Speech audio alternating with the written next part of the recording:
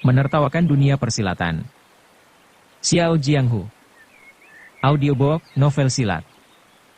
Cerita, Jin Yong. Jilid 121. Misteri Kitab Bunga Mentari. Pendeta Chongsu melanjutkan, Ding Nian datang untuk menyampaikan perintah Zuo Lengchan, yaitu pada tanggal 15 bulan 3 nanti segenap anggota Serikat Pedang Lima Gunung harus berkumpul di puncak Songshan untuk memilih ketua perguruan Lima Gunung. Sebenarnya hal ini sudah diperkirakan oleh kepala biara. Hanya saja, kami tidak menduga Zuo Lengchan akan melakukannya secepat itu. Dia mengumumkan hendak memilih ketua perguruan Lima Gunung, seakan-akan peleburan Serikat Pedang Lima Gunung menjadi satu sudah dapat dipastikan. Dalam hal ini kami memperhitungkan, Tuan Besar mau punya watak aneh dan angin-anginan, maka perguruan Hengshan pasti tidak sudi mengekor kepada Zuo Lengchan. Watak pendeta Tianmen dari perguruan Taishan juga sangat keras dan lugas, tentu tidak sudi pula menjadi bawahan Zuo Lengchan. Gurumu, Tuan Yu, terlihat lembut dan sopan, tetapi hatinya keras, pasti juga tidak akan rela jika nama perguruan Huashan terhapus begitu saja dari dunia persilatan. Sementara itu, perguruan Henshan berturut-turut telah kehilangan 3 biksuni sepuh. Murid-muridnya tentu tidak mampu melawan Zuo Lengchan, sehingga bisa jadi Henshan akan dapat ditundukkan begitu saja. Tak disangka, Biksuni Dingxian sebelum meninggal berani melanggar tradisi, yaitu menyerahkan jabatan ketua kepada adik Linghu. Kami berdua sudah membicarakan ini dan benar-benar mengagumi keluasan pandangan Biksuni Dingxian. Dalam keadaan terluka parah dan meregang nyawa, ia masih bisa mengambil keputusan di luar dugaan seperti itu, pertanda ia memang benar-benar biksuni sepuh yang luar biasa dan berpikiran jauh ke depan. Sekarang ini, apabila perguruan Huashan, Hengshan, Taishan, dan Henshan bersatu padu tidak mau dilebur menjadi perguruan Lima Gunung, maka rencana Zuo Lengchan sudah pasti akan gagal total. Ling Huchong berkata, tapi kalau melihat sikap Ding Nian saat menyampaikan perintah tadi, agaknya perguruan Taishan, Hengshan, dan Huashan sudah berada di bawah pengaruh Zuo Lengchan. Benar, kata Chongsu sambil mengangguk. Kami sendiri sempat bingung melihat sikap Tuan Yu, gurumu. Kabarnya ada seorang pemuda bermarga Lin dari Fuchou yang menjadi murid gurumu, betul tidak? Benar, adik seperguruanku itu bernama Lin Pingxi, tutur Ling Huchong. Chongsu berkata, konon leluhurnya menurunkan sebuah kitab pusaka bernama Kitab Pedang Penakluk Iblis yang telah lama tersiar di dunia persilatan. Kami dengar dalam kitab pusaka itu terdapat sebuah ilmu pedang yang sangat-sangat hebat. Tentunya adik Linghu juga pernah mendengar hal ini? Benar, ujar Ling Huchong. Ia kemudian bercerita tentang pengalamannya di kota Fuchou waktu itu, saat ia berhasil memergoki 2 orang tokoh perguruan Songshan dari angkatan tua merebut selembar jubah biksu dari tangan Lin Pingxi dan Yu Lingsan di kediaman lama keluarga Lin. Dalam pertarungan itu ia jatuh pingsan setelah membunuh kedua tokoh Songshan tersebut, dan jubah biksu di tangannya hilang entah kemana. Pendeta Chongsu termenung sejenak, kemudian berkata, sepertinya masuk akal jika gurumu kemudian mengambil jubah itu dan mengembalikannya kepada Lin Pingxi. Benar, jawab Ling Huchong. Akan tetapi, beberapa hari kemudian adik kecil, putri guruku, ternyata meminta kitab pedang penakluk iblis itu kepadaku. Ternyata guru tidak tahu menahu soal jubah biksu tersebut. Saya sudah sering dituduh melakukan pelanggaran, sehingga tuduhan menggelapkan jubah biksu itu tidak saya masukkan ke dalam hati. Namun sebenarnya saya merasa penasaran juga terhadap masalah ini, dan mungkin ketua berdua bisa memberikan petunjuk. Chongsu memandang sekejap ke arah Mahabiksu Fang Zheng, lalu berkata, seluk-beluk persoalan ini silakan kepala biara yang menjelaskannya kepada adik Linghu. Fang Zheng mengangguk lalu berkata, Ketua Linghu, apakah kau pernah mendengar tentang Kitab Bunga Mentari? Saya pernah mendengarnya dari guru. Konon Kitab Bunga Mentari adalah kitab pusaka paling berharga di dunia persilatan, jawab Ling Huchong. Namun sayang, kitab itu sudah lama lenyap dan kini entah berada di mana. Kemudian saya mendengar dari Ketua Ren, bahwa beliau menyerahkan kitab Bunga Mentari itu kepada Dongfang Bubai. Jika benar demikian, maka kitab pusaka tersebut tentu saat ini berada di tangan Sekte Matahari dan Bulan. Benar, tapi itu cuma setengah bagian saja dan tidak lengkap, kata Fang Zheng. Ling Huchong mengangguk penasaran. Ia berpikir sebentar lagi Mahabiksu Fang Zheng pasti akan menceritakan sebuah peristiwa besar di dunia persilatan. Sang kepala biara Shaolin tampak memandang jauh ke depan, lalu berkata, perguruan Huashan pernah terbagi menjadi kelompok tenaga dalam dan kelompok pedang. Apakah kau mengetahuinya? Ya, saya mendengarnya dari guru, jawab Ling Wuchong.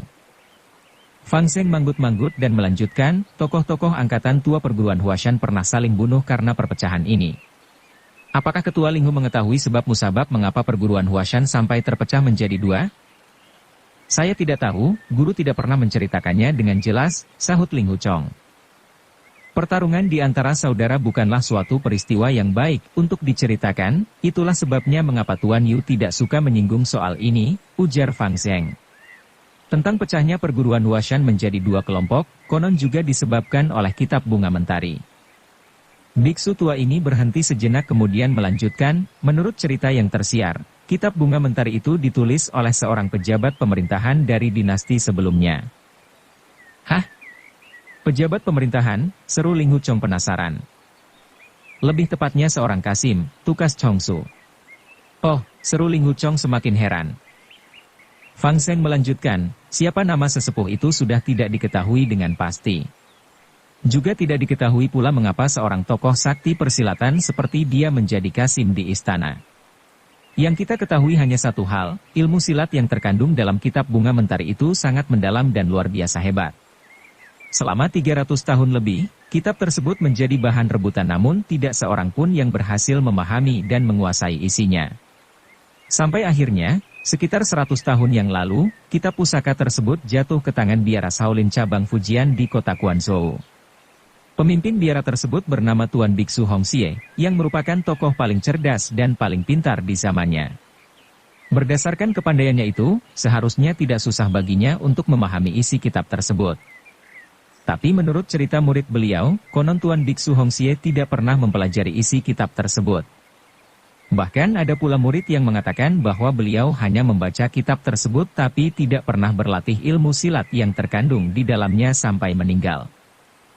Ling Wuchong menanggapi, mungkin ada kalimat rahasia dalam kitab itu sehingga seorang tokoh maha cerdas seperti Tuan Biksu Hongxie juga tidak mampu memahaminya secara keseluruhan, atau juga tidak bisa menyelami dasar-dasar ilmu silat dalam kitab pusaka tersebut. Ya, bisa jadi seperti itu, ujar Fang Zheng mengangguk. Saya dan saudara Chongsu tidak punya cukup peruntungan sehingga tidak pernah melihat kitab pusaka tersebut. Alangkah bagusnya andai kami dapat melihat atau sekadar membaca isinya, meskipun tidak mampu memahami ajarannya. Chongsu melirik dan tersenyum, wah, sepertinya kepala biara tergoda urusan duniawi lagi. Orang yang pernah belajar silat seperti kita bila melihat kitab pusaka seperti itu pasti lupa makan dan lupa tidur. Yang ingin dilakukan hanya mempelajari dan menyelaminya sampai tuntas. Akibatnya bukan saja mengganggu ketenangan hidup kita, tapi juga akan mendatangkan kesukaran-kesukaran di kemudian hari. Maka, lebih baik kita tidak pernah membaca kitab pusaka itu selamanya. Fang Zheng terbahak-bahak dan berkata, ucapan saudara pendeta memang benar. Sungguh memalukan.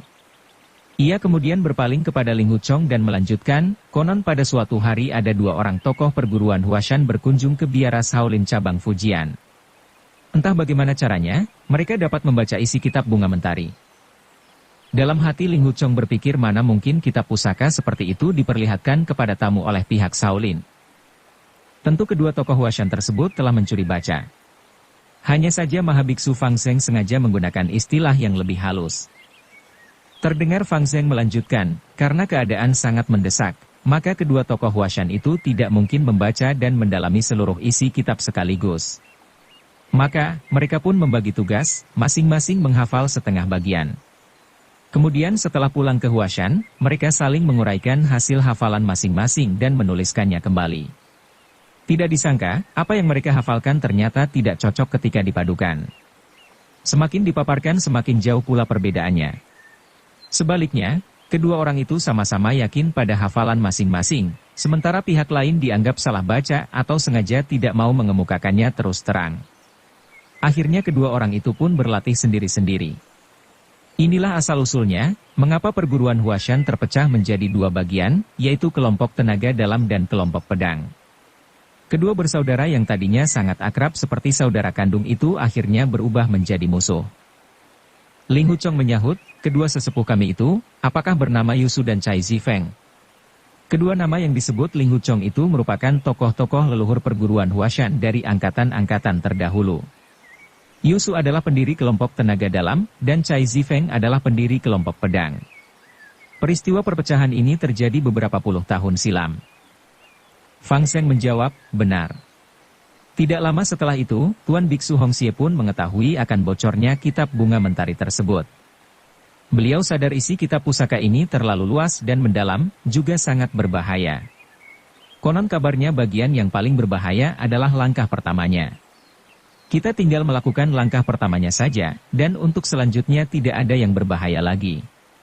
Ini sungguh berkebalikan dengan ilmu silat lain pada umumnya, yaitu semakin ke belakang akan semakin sulit dan berbahaya, sedangkan ilmu dalam kitab bunga mentari justru bagian depan yang paling berbahaya. Oleh karena itu, Tuan Biksu Hongxie lantas mengirim murid kesayangannya yang bernama Biksu Duyuan ke Gunung Huashan untuk menasihati Yusu dan Cai Zifeng supaya tidak mempelajari ilmu silat dalam kitab pusaka tersebut. Ling Huchong menanggapi, ternyata ilmu silat dalam kitab ini memiliki langkah pertama yang paling sulit. Jika mempelajarinya hanya dengan membaca tanpa ada orang lain yang memberikan petunjuk sudah tentu hal ini sangat berbahaya. Tapi, sepertinya kedua sesepuh dari perguruan Huashan kami itu tidak mau menurut, bukan begitu? Dalam hal ini kita juga tidak bisa menyalahkan mereka berdua, ujar Fang Zheng. Coba pikir, orang persilatan seperti kita sekali mengetahui rahasia suatu ilmu silat yang hebat tentu ingin sekali mempelajarinya. Meskipun aku telah memperdalam agama Buddha selama puluhan tahun, tetap saja akan tergoda untuk membaca bila kitab tersebut tiba-tiba jatuh ke tanganku, apalagi seorang awam. Bukankah tadi saudara Chongsu menertawakanku yang masih tergoda keinginan duniawi? Begitulah, kepergian Biksu Duyuan ke Huashan itu justru menimbulkan peristiwa-peristiwa yang panjang. Ling Huchong bertanya, apakah kedua sesepuh itu berbuat tidak baik kepada Biksu Duyuan?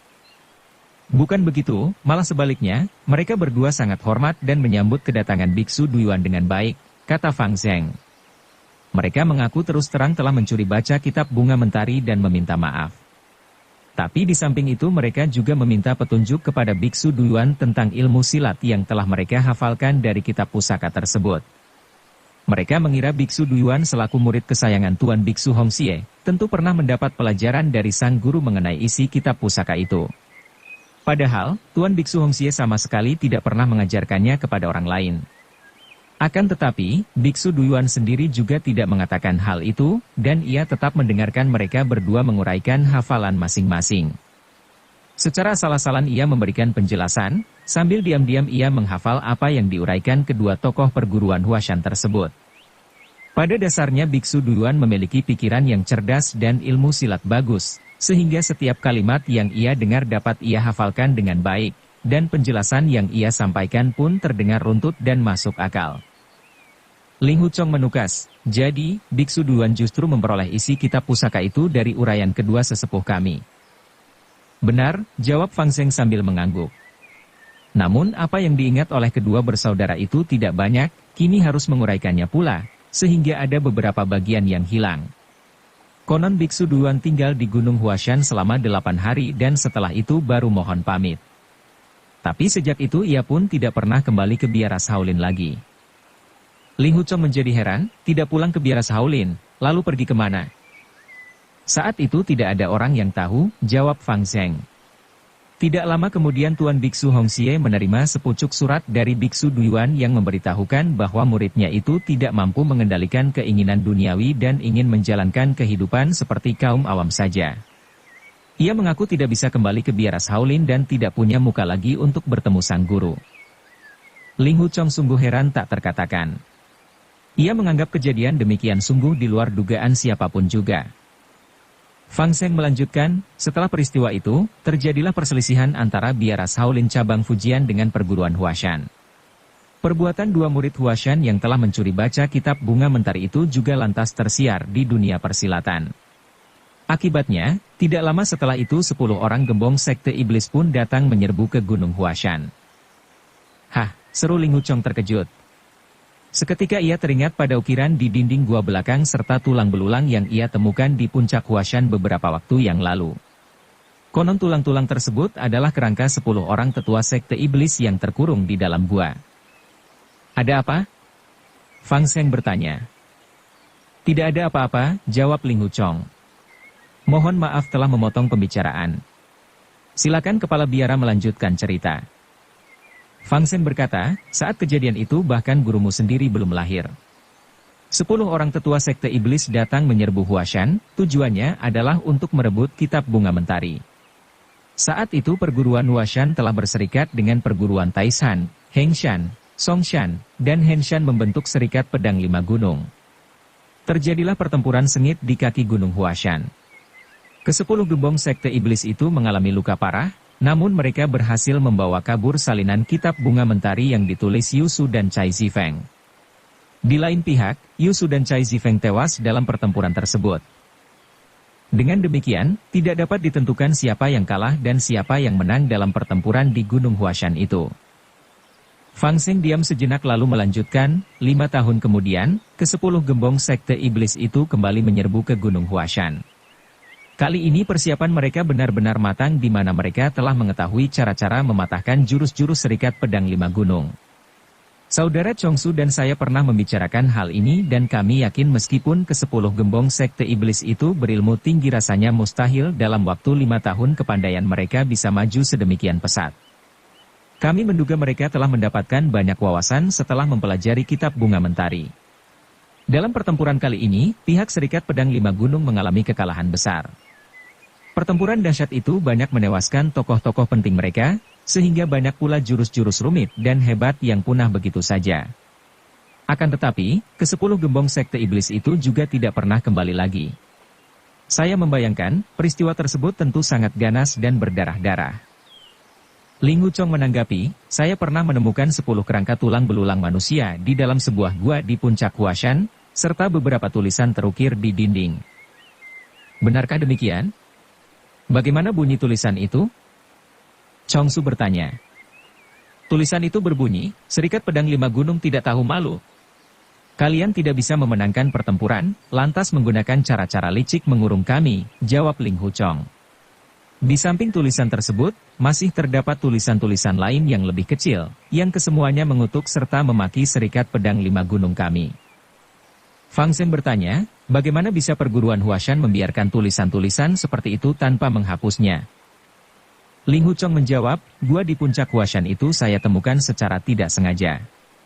Orang lain juga tak ada yang tahu. Ia kemudian menceritakan pengalamannya tersebut. Gua rahasia yang ia temukan itu bermula dari sebuah lorong sempit hasil penggalian seseorang bersenjatakan kapak sampai sepanjang beberapa ratus meter. Orang itu akhirnya mati kehabisan tenaga meski tinggal beberapa meter lagi ia berhasil menembus keluar. Ia memiliki semangat besar yang pantas dikagumi, namun sayang sekali, nasibnya kurang beruntung. Menggunakan kapak? Mungkinkah dia Fen Song, gembong sekte iblis yang berjuluk si iblis sakti bertenaga raksasa, kata Fang Seng.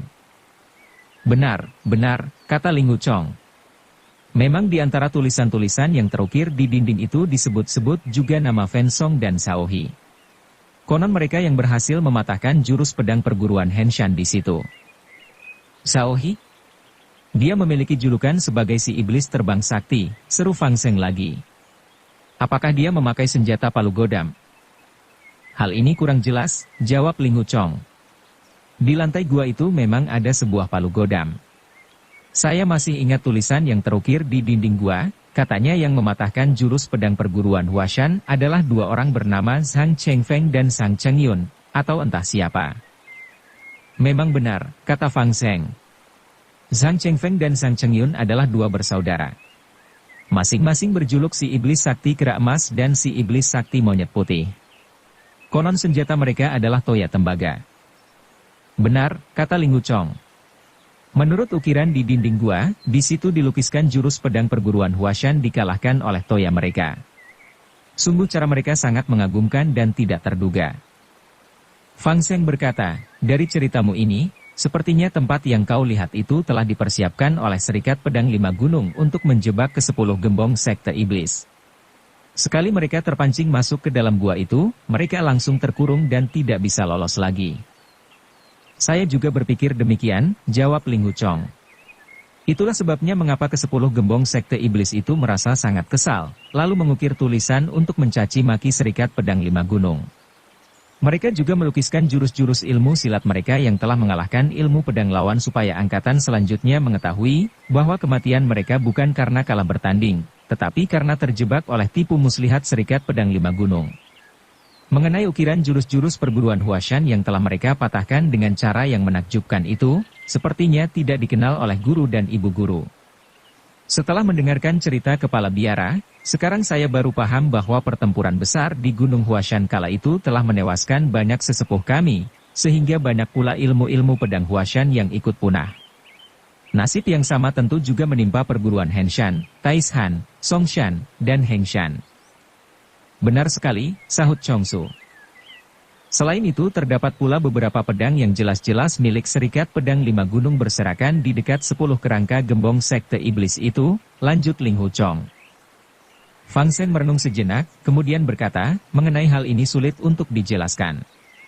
Bisa jadi gembong-gembong sekte iblis itu merampasnya dari orang-orang Serikat Pedang Lima Gunung. Apakah pemandangan yang kau temukan di gua itu sampai kini belum pernah kau ceritakan kepada orang lain? Tidak pernah, jawab Ling Hu Chong. Setelah menemukan gua rahasia itu, saya dihadapkan pada berbagai masalah sehingga tidak sempat menceritakannya, bahkan kepada guru dan ibu guru. Namun kakek guru Feng ternyata sudah mengetahuinya lebih dulu. Fang Sheng manggut-manggut dan berkata, adik seperguruanku, yaitu Biksu Fang Sheng pernah beberapa kali bertemu dengan sesepuh Feng Qinyang dan menerima budi baik beliau. Adik Fang Sheng menceritakan kepadaku bahwa ilmu pedangmu merupakan hasil didikan sesepuh Feng.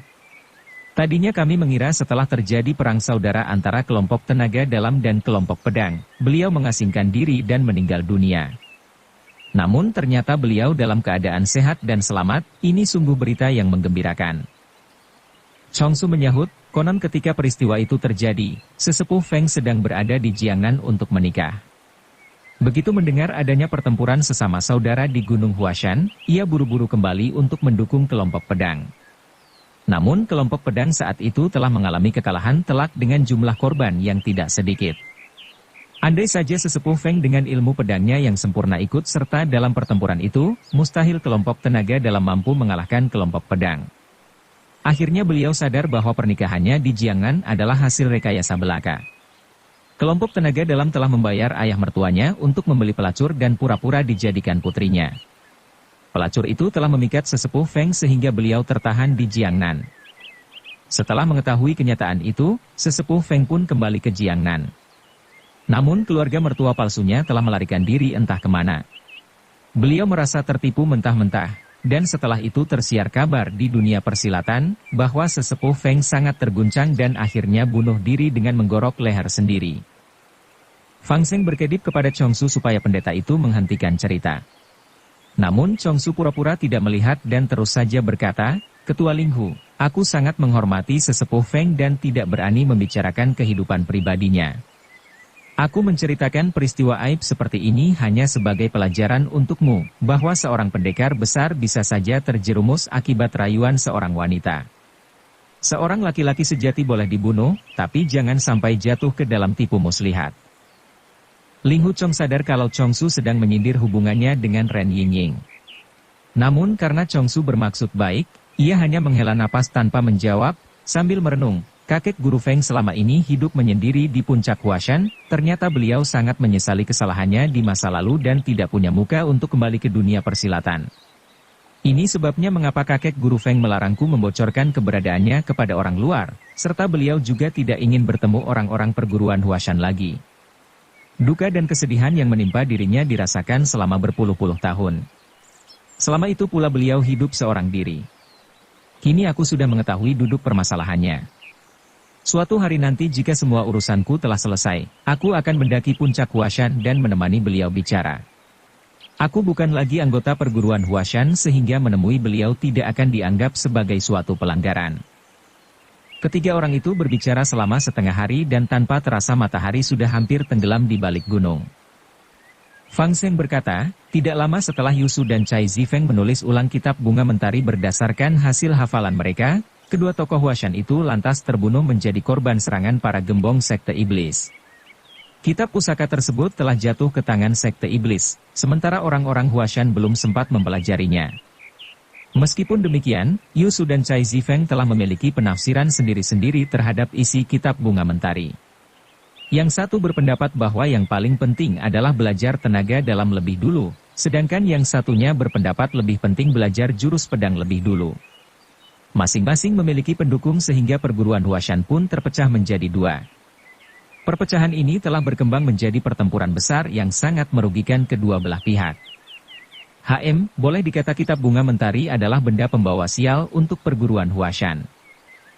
Chongsu mengangguk, warna-warna membutakan mata, hiruk-pikuk memekakkan telinga. Mungkin inilah peribahasa yang tepat. Fang Zheng melanjutkan, meskipun ke-10 gembong Sekte Iblis berhasil merebut kitab bunga mentari, namun mereka semua juga terbunuh pada serangan berikutnya. Kematian mereka adalah karena menuai hasil perbuatan mereka sendiri, hal ini sudah sewajarnya. Ketua Linghu tadi menyampaikan bahwa Ketua Ren telah memberikan kitab pusaka itu kepada Dongfang Bubai, tentu yang dimaksud adalah kitab hasil tulisan kedua tokoh perguruan Huashan tersebut. Mungkin permusuhan di antara mereka juga dikarenakan kitab bunga mentari. Padahal sebenarnya, isi kitab di tangan Dongfang Bubai itu masih kalah lengkap jika dibandingkan dengan apa yang dipahami oleh Lin Yuantu. Lin Yuantu? Siapa itu Lin Yuantu? Sahut Ling Huchong menegas. Dia adalah kakek buyut adik Linmu, pendiri Biro Pengawalan Fui.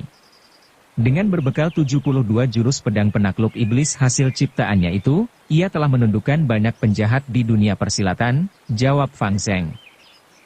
Apakah Tuan Lin ini juga pernah membaca kitab bunga mentari sebelumnya? Tanya Ling Huchong. Dia adalah Biksu Duyuan, murid kesayangan Biksu Hong Xie, ujar Fang Zheng menjelaskan. Hati Ling Huchong tergetar mendengarnya. Ia berkata, oh, ternyata demikian. Ini benar-benar, agak. Fang Zheng menjelaskan, sebelum menjadi biksu ia memang bermargalin. Setelah meninggalkan biara, ia lantas memakai marganya kembali. Ling Huchong berbicara sendiri, ternyata Tuan Lin yang terkenal dan disegani karena memiliki 72 jurus pedang penakluk iblis itu adalah Biksu Duyuan. Ini sungguh tidak terduga sama sekali. Seketika ia pun terkenang kejadian saat Lin Zenan meninggal dunia di kuil tua di luar kota Hengshan dulu. Fang Zheng melanjutkan, Duyuan adalah Yuantu. Setelah meninggalkan biara, ia lantas menggunakan kembali margalin, namun dipadukan dengan nama kebudaannya, yaitu membalik Duyuan menjadi Yuantu. Ia juga menikah dan punya anak serta mendirikan sebuah perusahaan ekspedisi bernama Fui. Kehebatannya menggemparkan dunia persilatan. Tuan Lin itu seorang yang berbudi luhur. Meski menjadi seorang pengusaha, namun ia tetap membela kebenaran dan menolong yang kesusahan. Hatinya lembut tidak ubahnya seperti saat masih menjadi biksu. Sekali di hati seseorang bersemayam Sang Buddha, seumur hidup ia akan tetap berlaku welas asih, baik itu menjadi biksu maupun menjadi kaum awam. Sudah tentu tidak lama kemudian Biksu Hong Xie mengetahui bahwa Tuan Lin adalah bekas muridnya. Namun kabarnya di antara guru dan murid itu untuk selanjutnya tetap pernah berhubungan lagi. Ling Huchong bertanya, Tuan Lin memperoleh intisari kitab bunga mentari dari hasil uraian kedua sesepuh perguruan Huashan kami, yaitu Yu Su dan Cai Zifeng. Lalu bagaimana jurus pedang penakluk iblis itu bisa sangat terkenal di tangannya, padahal yang diwarisi Tuan Lin Zenan sangat tidak bagus?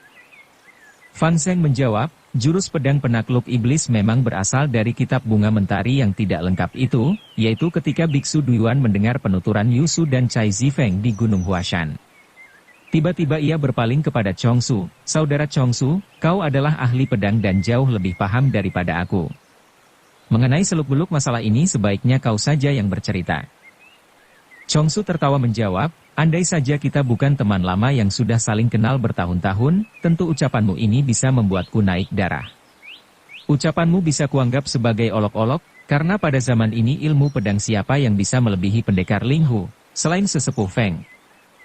Fang Zheng berkata, meskipun ilmu pedang pendekar Linghu sangat hebat, tapi pengetahuan dan pengalamannya masih jauh untuk bisa menyamai dirimu.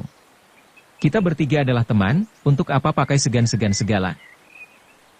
Padahal pengetahuanku tentang ilmu pedang masih jauh untuk disebut mahir. Kelak jika ada kesempatan bertemu sesepuh Feng Qingyang, aku akan minta petunjuk kepadanya, ujar Chongsu.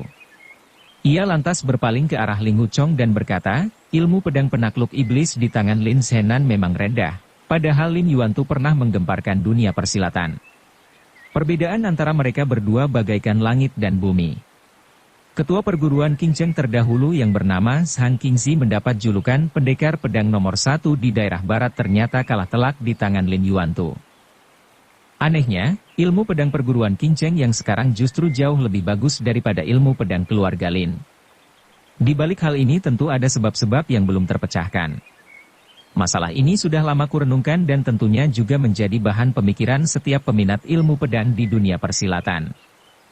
Ling Huchong berkata, mengenai keluarga adik Lin yang hancur berantakan itu, serta ayah dan ibunya yang tewas mengenaskan, apakah semua ini ada kaitannya dengan misteri ilmu pedang penakluk iblis? Benar, jawab Chong Su. Nama besar pedang penakluk iblis terlalu hebat, namun kepandaian Lin Zhenan ternyata sangat rendah. Perbedaan mencolok ini mau tidak mau menimbulkan dugaan bahwa Lin Zhenan pasti terlalu dungu dan tidak mampu mempelajari ilmu silat leluhurnya yang mengagumkan itu. Lebih jauh lagi orang-orang tentu berpikir andai saja kitab pedang penakluk iblis jatuh ke tangan mereka tentu mereka dapat menyelami keajaiban ilmu pedang Lin Yuantu yang gilang gemilang di masa lampau. Adik Ling Hu, selama ratusan tahun ini Lin Yuantu memang bukan satu-satunya ahli pedang. Di samping dirinya masih ada perguruan Shaolin, Wudang, Emei, Kunlun, Diancang, Qingcheng, dan tentu saja Serikat Pedang Lima Gunung.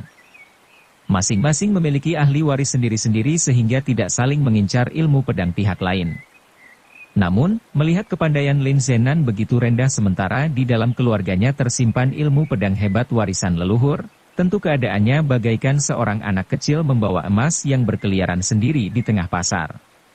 Mau tidak mau tentu saja hal ini menarik perhatian setiap orang untuk berusaha merebut emasnya itu. Ling Huchong berkata, Tuan Lin Yuantu adalah murid kesayangan Biksu Hongxie dan ia pernah belajar di perguruan Shaolin cabang Fujian. Pasti ia sudah menguasai ilmu silat perguruan Shaolin yang hebat sehingga mengenai jurus pedang penakluk iblis atau apa, bukan mustahil cuma namanya saja yang sengaja ia berikan, tapi sesungguhnya itu adalah ilmu silat perguruan Shaolin yang ia ubah sedikit di sana-sini. Memang banyak juga orang yang berpikir demikian, kata Chong Su. Tapi jurus pedang penakluk iblis dan ilmu perguruan Shaolin jelas-jelas berbeda. Setiap orang yang memahami ilmu pedang akan segera tahu bila melihatnya. Orang yang mengincar kitab pusaka keluarga Lin sebenarnya sangat banyak, tapi akhirnya si pendek dari perguruan Qingcheng yang turun tangan lebih dulu. Meskipun si pendek bermargayu ini cukup cekatan, namun otaknya agak bebal. Mana bisa ia dibandingkan dengan gurumu, Tuan Yu yang duduk-duduk santai, tapi tinggal menarik keuntungan? Seketika wajah Ling Huchong berubah.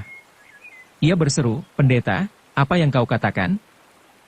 Chong Su tersenyum menjawab, setelah Lin Pingxi putra Lin Zhenan masuk perguruan Huashan, dengan sendirinya kitab pedang penakluk iblis ikut dibawanya serta. Kabarnya Tuan Yu punya seorang putri tunggal yang akan dijodohkan kepada adik Linmu itu, betul tidak? Dia benar-benar menyusun rencana jangka panjang yang sempurna. Semula Ling Huchong kurang senang ketika pendeta Chong Su menyinggung nama baik Yu Bukun, gurunya. Namun setelah mendengar Chong Su mengatakan gurunya itu menyusun rencana jangka panjang, tiba-tiba ia teringat pada kejadian dahulu, waktu sang guru mengutus Lau Denuo dan adik kecilnya menyamar di sebuah kedai arak di luar kota Fuzhou. Waktu itu ia tidak tahu apa maksud tujuan sang guru, tapi sekarang ia paham tujuannya adalah untuk mengawasi biro ekspedisi Fui. Padahal kepandaian Lin Zhenan sudah jelas sangat rendah. Lalu untuk apa gurunya itu mengirim orang kalau bukan untuk mengincar kitab pedang penakluk iblis? Hanya saja, cara yang digunakan gurunya ini memakai akal, tidak memakai kekerasan seperti si pendek Yu Changhai dan si bungkuk Mu Gao Feng. Ling Huchong kemudian berpikir pula, adik kecil seorang gadis muda belia, mengapa guru membiarkannya menonjolkan diri di tempat umum, di sebuah kedai arak dalam waktu cukup lama? Berpikir sampai di sini tiba-tiba hatinya bergetar, perasaannya merinding.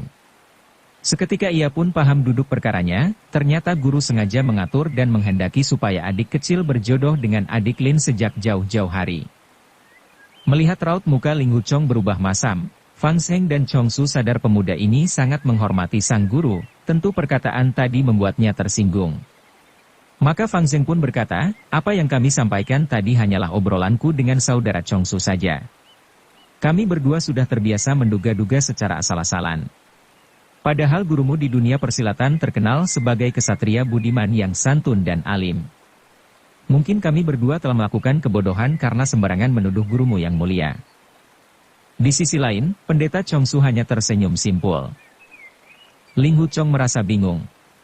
Ia berharap perkataan Chongsu tadi salah, namun dalam lubuk hatinya tetap ada perasaan bahwa ucapan pendeta sakti tersebut benar adanya. Ia pun merenung, Tuan Lin Yuantu tadinya seorang biksu. Itu sebabnya di rumah lama keluarga Lin di Gang Siang yang terdapat ruangan sembahyang Buddha, dan juga jubah biksu berisi rumus ilmu pedang penakluk iblis. Dugaanku, ia menghafalkan penuturan kedua sesepuh, Yu Su dan Cai Zifeng di Huashan tentang kitab bunga mentari, kata demi kata. Setelah itu ia pun menuliskannya kembali pada jubah biksu yang ia kenakan waktu itu. Terdengar Chongsu berkata, sampai sekarang, kitab bunga mentari tetap menyimpan rahasia ilmu silat yang sangat besar. Sekte iblis menyimpan sebagian, yaitu hasil rampasan ke-10 gembong terdahulu. Gurumu, Tuan Yu, juga menyimpan sebagian. Mengingat Lin Pingzi sudah bergabung ke dalam perguruan Huashan, maka Zuo Lengchan juga tidak akan tinggal diam. Dapat dipastikan saat ini ia menyimpan dua tujuan. Pertama, membunuh Tuan Yu dan melebur perguruan Huashan ke dalam perguruan Songshan, lalu yang kedua merebut kitab pedang penakluk iblis dari tangan gurumu itu. Ling Hu Chong manggut-manggut, lantas berkata, dugaan pendeta ada benarnya. Tapi bukankah kitab bunga mentari yang lengkap ada di biara Shaolin cabang Fujian? Apakah Zuo Lengchan tidak mengetahui hal ini? Jika ia tahu saya khawatir ia akan menyerbu biara tersebut. Fang Seng tersenyum menanggapi, kitab bunga mentari yang lengkap di biara Shaolin cabang Fujian sudah dimusnahkan sejak lama. Jadi, kau tidak perlu khawatir mengenai hal ini. Ling Hu Chong terkejut mendengarnya, apa? Dimusnahkan? Fang Seng menjawab, sesaat sebelum Biksu Hongxie meninggal, ia mengumpulkan semua muridnya. Ia menyampaikan hasil penafsirannya dan kemudian melemparkan kitab itu ke dalam api. Kepada murid-muridnya ia berkata, ilmu silat yang terkandung dalam kitab ini sangat luar biasa dan menakjubkan. Banyak sekali pokok bahasan yang belum dipahami dengan benar oleh penciptanya. Masalah-masalah lain yang terkandung juga masih banyak. Selain itu, langkah pertama untuk mempelajari ilmu dalam kitab ini tidak hanya sulit dilakukan, namun juga tidak mungkin dilakukan. Maka itu, jika kitab ini sampai jatuh ke tangan orang lain bisa sangat berbahaya dan menimbulkan bencana di dunia persilatan. Ia kemudian menulis sepucuk surat kepada kepala biara Shaolin di Gunung Shaoxi tentang hal ini. Ling Hu Chong menghela napas dan berkata, Biksu Hongxie benar-benar bijak. Jika kitab bunga mentari lenyap dari muka bumi, maka kekacauan di dunia persilatan dapat dihindari. Ia kemudian terdiam dan merenung, jika kitab bunga mentari tidak ada, maka jurus pedang penakluk iblis juga tidak ada. Guru juga tidak akan mendekatkan adik kecil dengan adik Lin. Atau, adik Lin tidak akan pernah bergabung dengan perguruan Huashan, sehingga ia tidak akan pernah bertemu adik kecil. Namun kemudian hatinya berkata, tapi, aku sendiri seorang pengelana liar yang sudah terlanjur bergaul dengan golongan hitam. Meskipun kitab bunga mentari tidak ada, tetap saja aku dikeluarkan dari perguruan. HM, seorang laki-laki sejati mengikuti suara hatinya dan menuai apa yang ia tabur sendiri. Tidak seharusnya aku menyalahkan pihak lain. Bersambung ke jilid 122. Dukung kami dengan subscribe, follow, like, komen dan share. Terima kasih.